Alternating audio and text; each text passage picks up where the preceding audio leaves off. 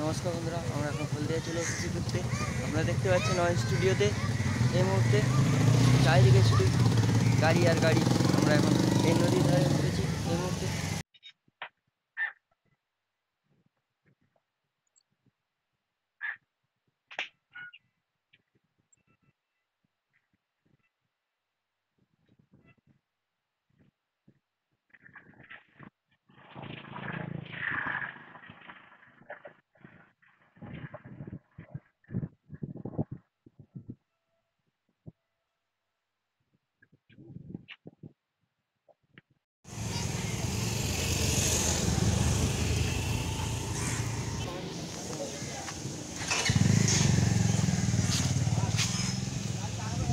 এই জায়গাটার নাম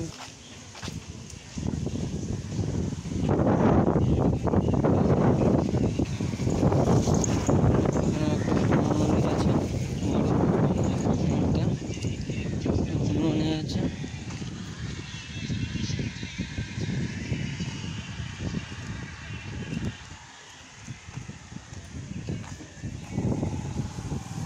আমরা গাড়িতে উঠবো এই মুহূর্তে।